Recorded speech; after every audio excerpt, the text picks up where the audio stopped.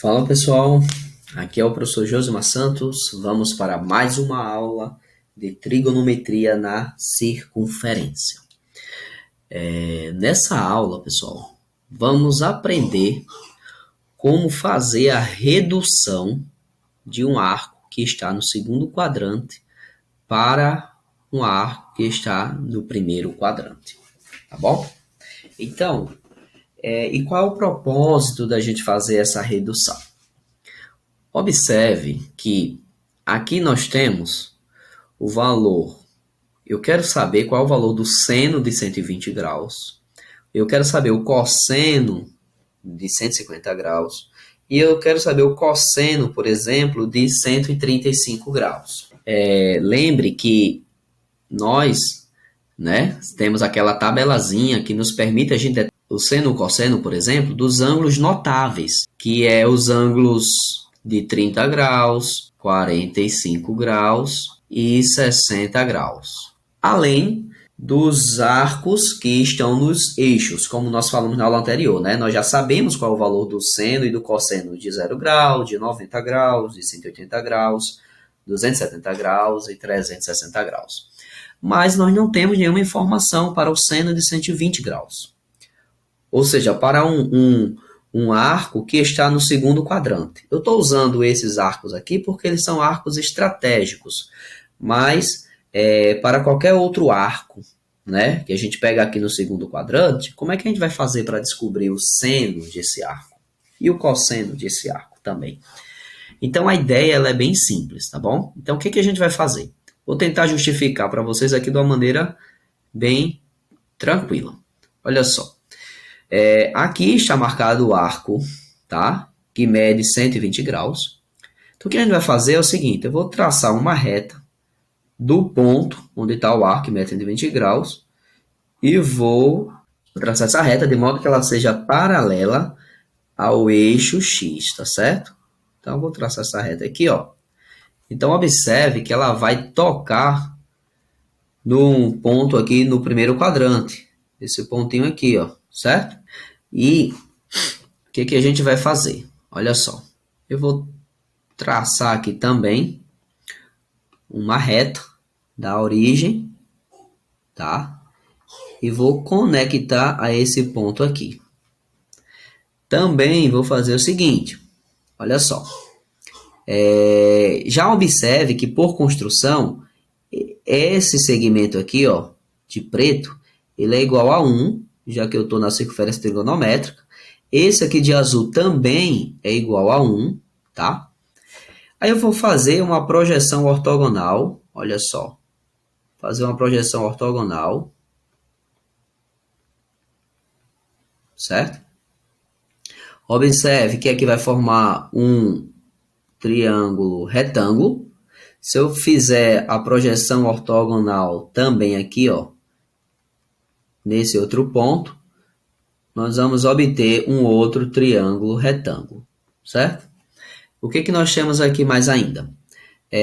Nós vamos ter esse ângulo, que a princípio eu não sei quanto é que ele mede, eu vou dizer que ele mede alfa, ok?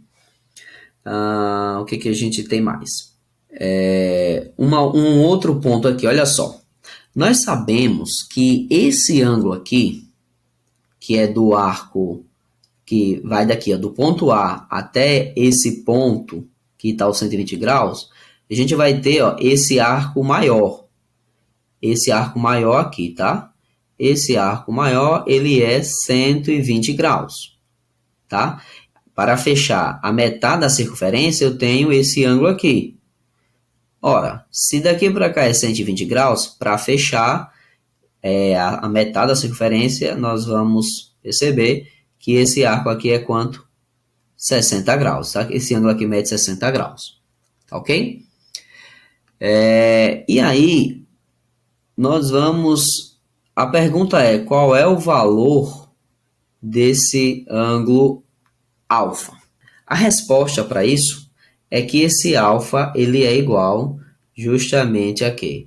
A 60 graus. Mas qual é a justificativa para isso? É lá da geometria plana, tá? Observe que eu tenho aqui dois triângulos retângulos, que são esses aqui, ó. Esses são os triângulos retângulos, tá bom? E esses triângulos retângulos, eles são congruentes. Mas como assim? Como é que a gente sabe que eles são congruentes? Primeiro, eles têm, ó, a hipotenusa, tá? Com a mesma medida, ok? Então, essa hipotenusa aqui é igual a essa hipotenusa. E esse cateto aqui, ó, por construção, esse cateto, por construção, ele é igual a esse cateto aqui. Eles têm o mesmo comprimento.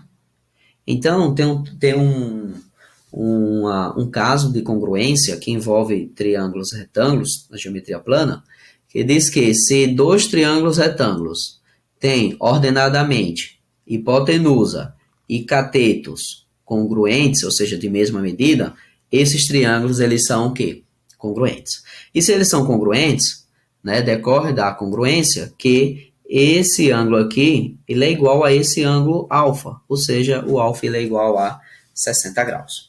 Tá bom? Mas, onde é que eu quero chegar com isso? É o seguinte, observe que o arco inicial, ele é 120 graus. E esse arco, esse pedaço aqui, que está faltando para completar 180 graus, ele é justamente igual a quê? A 60 graus, certo? Consequentemente, esse ângulo aqui, ó, esse arco, ele é 60 graus, já que o ângulo aqui, ó, associado a esse arco é 60 graus, como nós acabamos de justificar. Ou seja, o que é que a gente ganha com isso?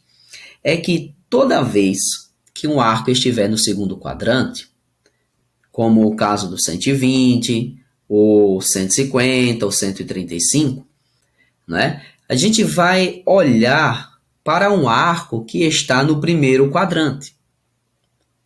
Ou seja, é uma redução. A gente está pegando o arco do segundo quadrante e está trazendo para o primeiro quadrante. Mas a gente vai olhar justamente para o valor que falta para completar 180 graus. Por exemplo, de 120 graus, está faltando quanto? Está faltando 60 graus. Ou seja, nós podemos dizer que o seno de 120 graus, ele vai ser igual ao seno do que falta para dar 180 graus. Ou seja, a gente vai fazer 180 graus menos 120, certo? E 180 graus menos 120, isso é justamente o seno de 60 graus, tá bom? E qual é o valor do seno de 60 graus? Se vocês lembrarem lá da tabelinha, o seno de 60 graus é justamente raiz de 3 sobre 2, tá? Então, a gente pode concluir que o seno de 120 graus é justamente igual a raiz de 3 sobre 2. Tá bom? Por quê? Porque ele é igual ao seno de 60 lá no primeiro quadrante. Tá ok? Um outro detalhe que a gente deve perceber e lembrar é que no segundo quadrante, o seno ele é sempre positivo. Então, é por isso que o seno de 120 graus ele é igual ao seno de 60. Tá bom?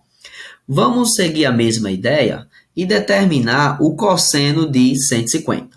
Então, pela mesma ideia, a gente vai olhar quanto é que está faltando para 180 graus. Isso porque o arco de 150 graus, ele está no segundo quadrante. Então, vamos supor que ele estivesse mais ou menos aqui, ó. Ele está no segundo quadrante.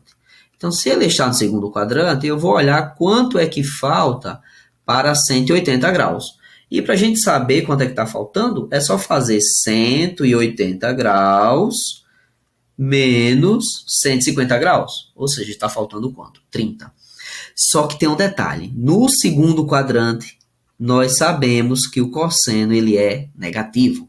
Então, o cosseno de 150 graus vai ser menos o cosseno do que está faltando para 180 graus. Ou seja, de 150 está faltando 30.